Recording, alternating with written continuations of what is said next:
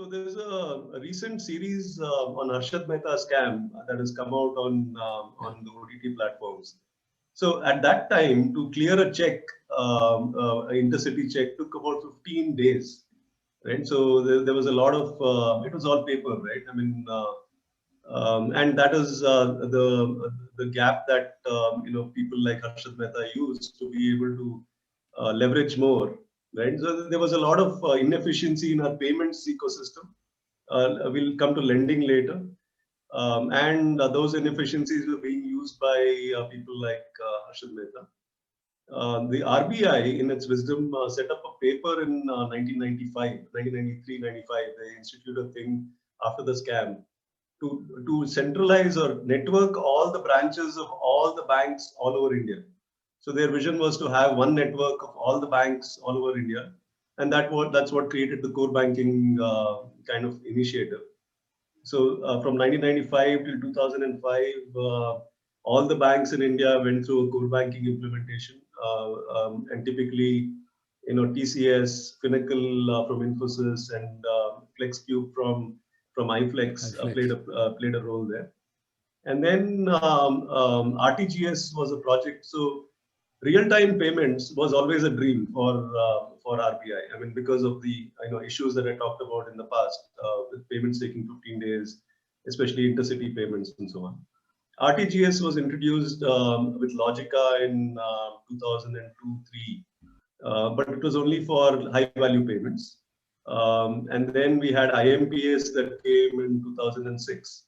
IMPS was anywhere 2006, 2007, which was you could just use internet banking and transfer money from bank account to bank account. And then Aadhaar as a project got kicked off, and then now between Aadhaar and UPI, I believe we have the world's best digital financial plumbing, rivaled only by China. But China is a different market and very central and managed differently. But for a diverse economy like ours and any democracy, this is by far the best infrastructure that any country could have. Better than the US. I mean, better than Europe, right? I mean, Europe after SEPA, the single payment, they're on par with us. UPI is a game changer. You've seen the numbers with UPI. The way the UPI payments have blossomed in the last couple of years. That combined with the rise of mobile phones, internet-connected mobile phones, post-Geo, is creating this great kind of a bedrock of potential innovations that can happen in financial services. Now, India has released OCE and the Open Credit Enablement Network, which envisions the transacting of digital loans, purely without any human intervention. A loan dispersal and collections to be happening fully digitally. I think fintech as a technology in banking. Banks are always the pioneers when it comes to implementing technology. Across industries. I mean, even if you look at TCS, Wipro, Infosys, 40% of their revenues come from BFSI, right? So they are always the biggest spenders on technology. The fintech wave, which is trying to take advantage of the legacy issues within banks, is, I think, a short-lived time period, right? I mean,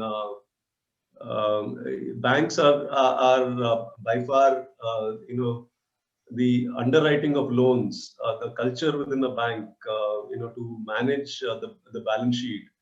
These are skills that I think are not easy to acquire, right? So I do believe that the fintechs will become partners to banks and help banks become more spread their reach.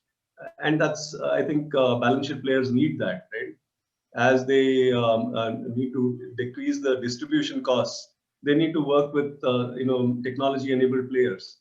And banks have always been ready to work with anybody. I mean, the whole bank correspondent model, the agency model, has always been a way to work for banks. So I feel the fintechs will become like agency model for banks.